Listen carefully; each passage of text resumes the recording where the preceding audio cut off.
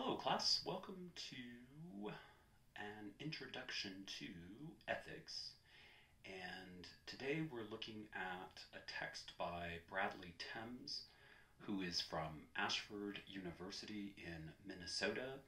And so the text is titled How One Should Live, an Introduction to Ethics and Moral Reasoning, published in 2018. And so we're more or less looking at the first part of the book. I'll have the specifics in the assignment as to what exactly you're reading. And initially, we start by considering the subchapter on Socrates' question as positioned by Bernard Williams concerning the ancient Greek philosopher Socrates. And so basically, with the overlapping idea and way of life, whereby our question of how to live is essentially an ethical question.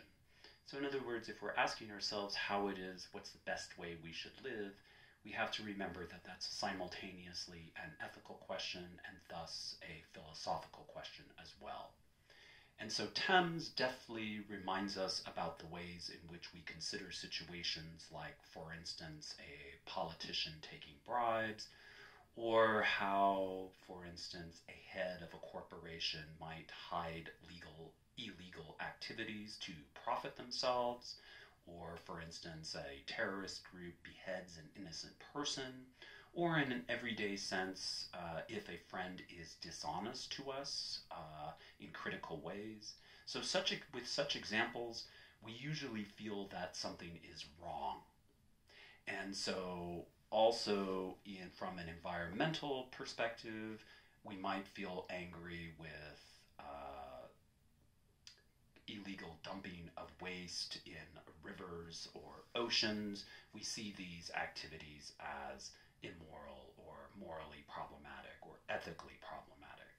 And so on the other side of how it is that we're thinking about ethics or considering our feelings around ethics, if someone risks their own life for the sake of another, or when we admire a nun who devotes her life to care for the poor, or the way in which we honor the valor of courage on the battlefield, or the love we feel toward a family member who has selflessly cared for us as children. In terms of the environment, it's admirable to consider sustainable farming practices in the name of conservation. So these are ways in which we think of positive values in terms of ethics and morality. And so often when we're looking into ethical reasoning for the first time, we're thinking that our interactions with ethics is just an observance of rules, regulations, and guidelines. So this is true only to a degree. So we need to, as Socrates was interested in showing us, to see and experience ethics and morality as embedded in the way we're living. So it's not just it's not just an intellectual practice, and it's not strictly in observance with rules and regulations, although that's part of it. So in our everyday choices, in our personal values and relations to others, other living beings, non-sentient things, ethics is never only about what I think about is right or wrong, or what I'm feeling is right or wrong, or just what you are thinking is right or wrong. Our ethical lives are relational, whether we recognize it or not. So when we're referring to ethics, we're also seeing it and identifying it as a practice that is inherently relational, not only to people and animals, but also to things. Okay? And so also I'm in agreement with Thames that the distinction between the terms ethics and morality is not all that necessary. The distinction is not necessary. So we normally use the terms interchangeably. And so this is to indicate that our study is understood as both philosophical ethics and also moral philosophy. And so, as Thames puts it, everything we do is ethically significant. And generally, whenever we're studying ethics, we're doing so with basic arguments. So, in this sense, an argument is not technically a quarreling disagreement. Rather, it is a point of reasoning to draw a conclusion, to make a proposition, or to make an inference about an issue. In its most basic structure, an argument is a way to reason toward a conclusion by presenting evidence to back up a claim. Okay? And so this is likewise an excellent time to consider the term reasoning in general. So also bear in mind a few of these points I'm highlighting are not featured in Thames' book. Rather, they are of critical importance as I've learned from years of teaching the topic of ethics to students. So again, remember that my lectures are not just repeats of the reading, but also in addition to what it is that we're considering in terms of the texts. Okay? And so at the very least, to see reasoning as a skill that most of us are capable of, in which we seek to enhance as we study ethics and philosophy in general, or ways of living. And so by extension, we refine our reasoning as we become educated.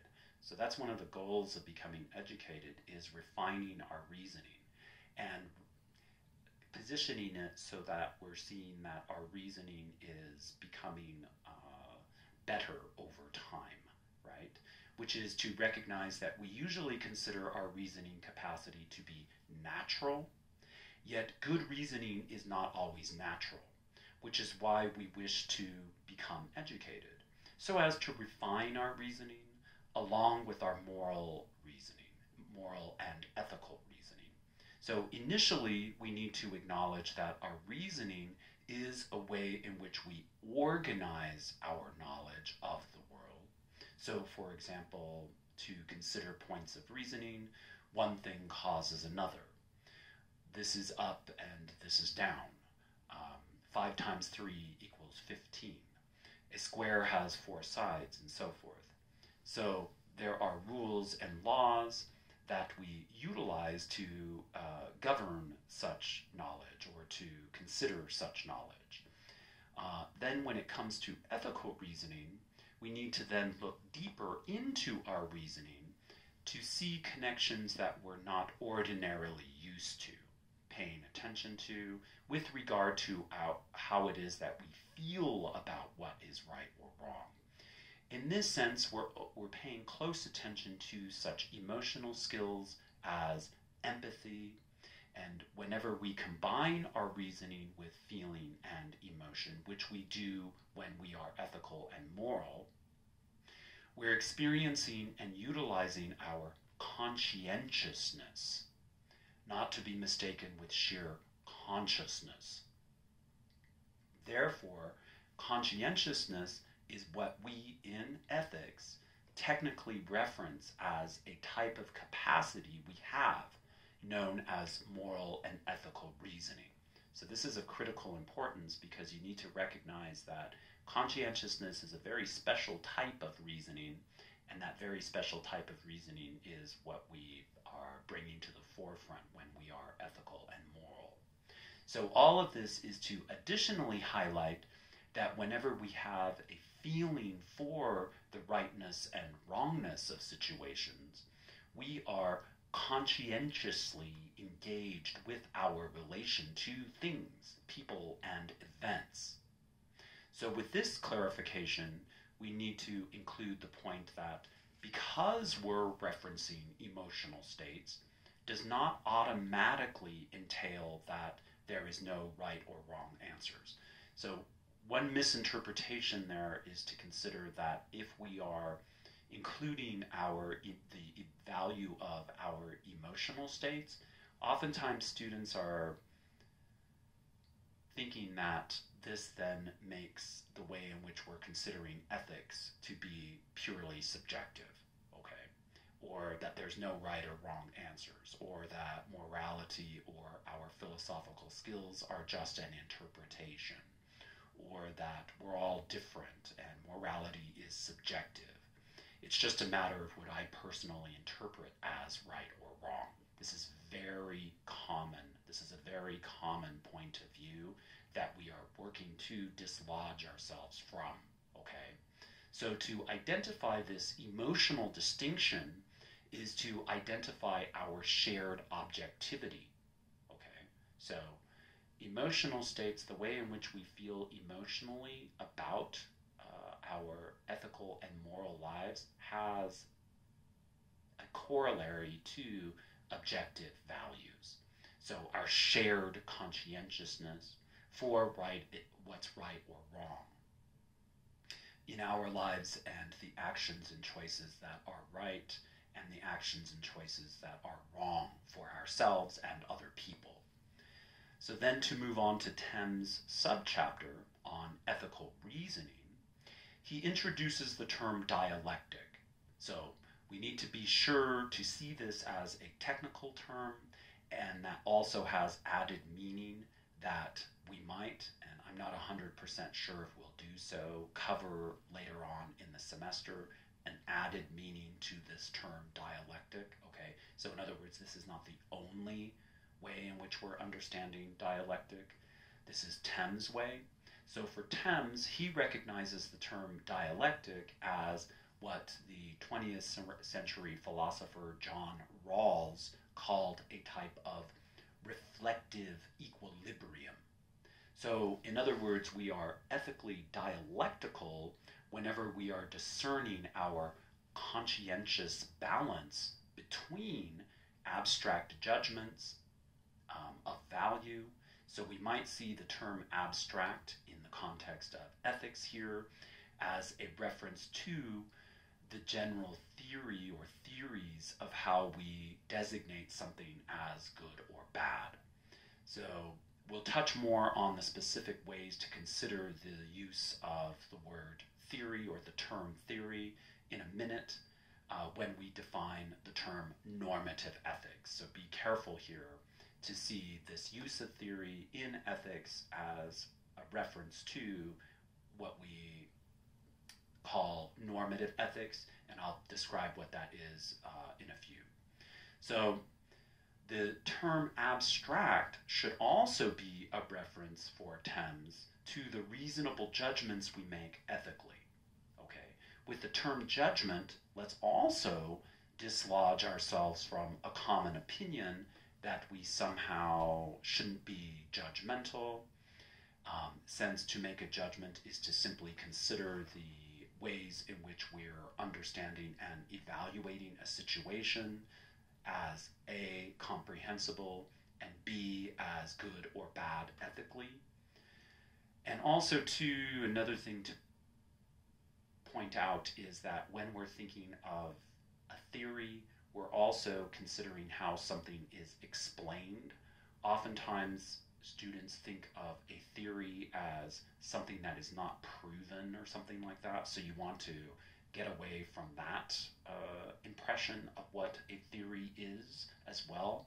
So I want you to notice that a lot of what I'm pointing out is also a way to think clearer about how it is that we're understanding morality beyond ways in which we commonly think of these things that get in our way to a better understanding. And so Thames shows that we have the ability to reference an abstract way in which we evaluate moral dilemmas, yet we have a dialectical relation when we aim to adjust the abstract theory or to compare or to combine, to adjust, compare, combine the abstract theory to the concrete application. So the dialectical relation is with the abstract theory to an applied ethical problem. So this is another way to refer to applied ethics. And we'll talk about what applied ethics is also in a minute. And so, for example, we might be looking at an environmental issue of plastic use and abuse. So, in turn, we have a hair trigger reaction that we need to abstain from our use of plastic entirely. So, this is a position that we might take initially. Interestingly enough, I was listening to an NPR story just recently where the reporter was trying to do away with her use of plastic and simply couldn't do it.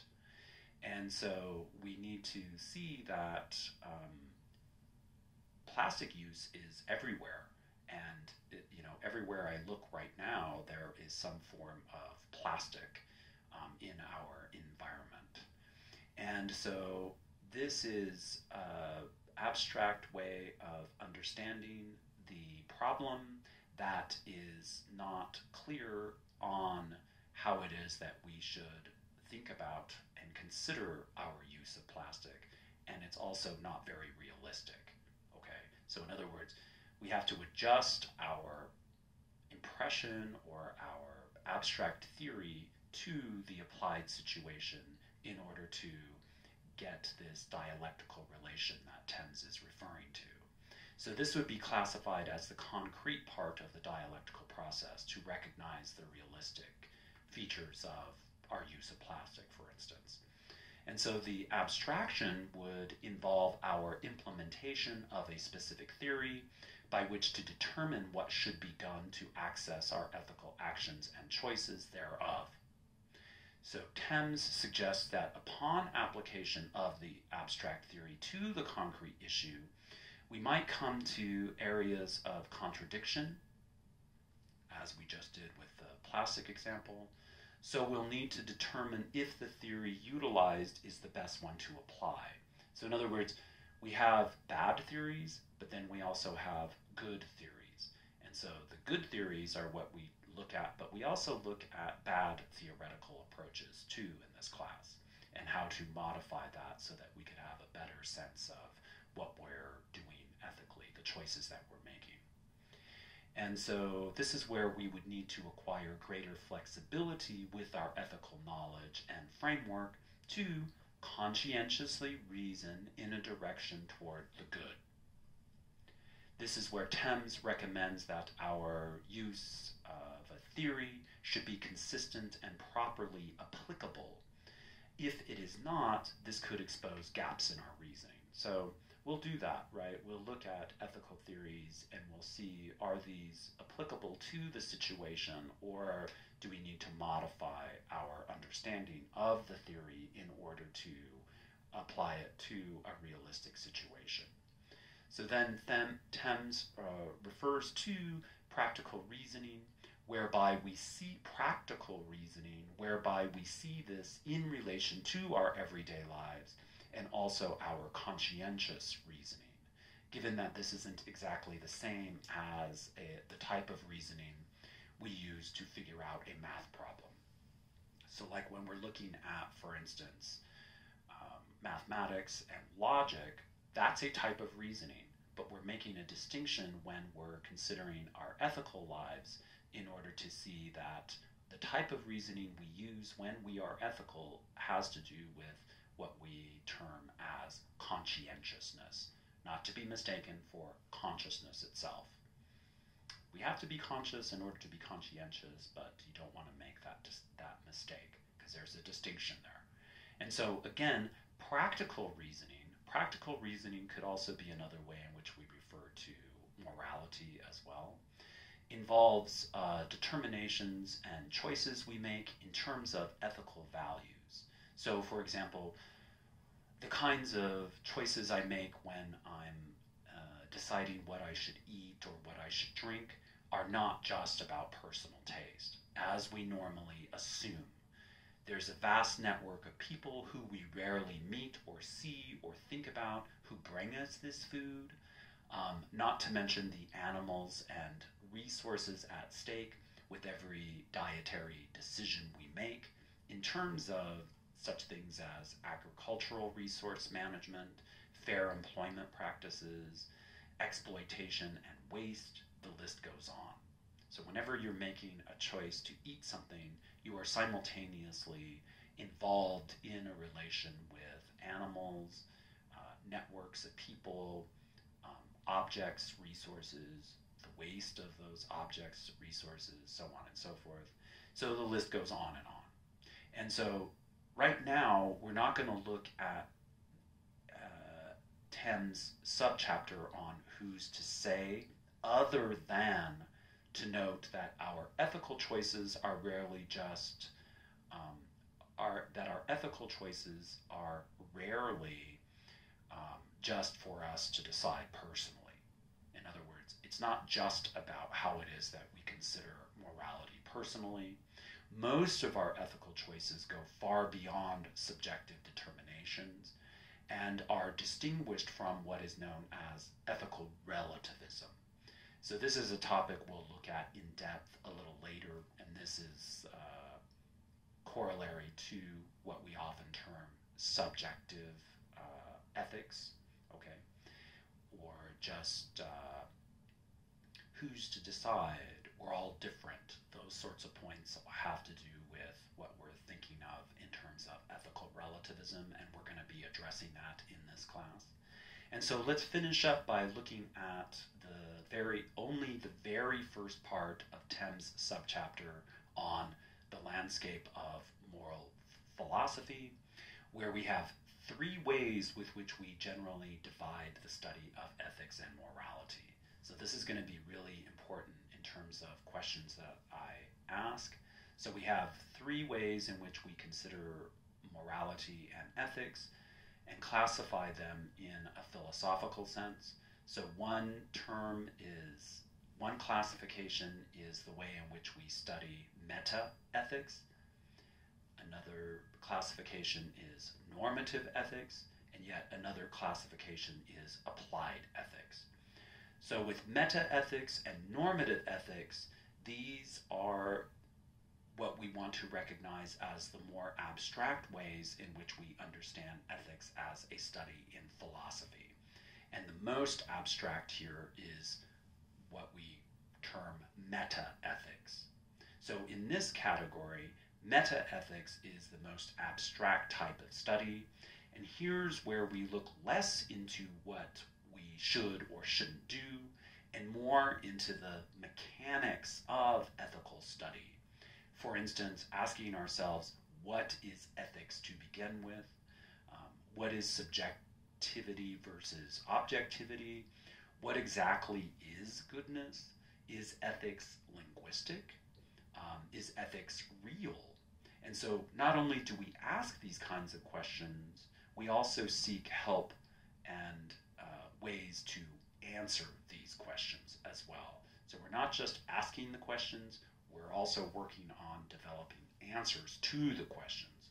So the technical term normative ethics is related to norms and standards by which we ought or ought not to do things. But that's not the only definition. So when I ask you about this, don't just give me that definition, because there needs to be further elaboration. So we need to go beyond Thames on this, okay? So Thames has this narrow version of how it is that we're understanding normative ethics, but we need to expand on that to specify the term in relation to what we call normative theories.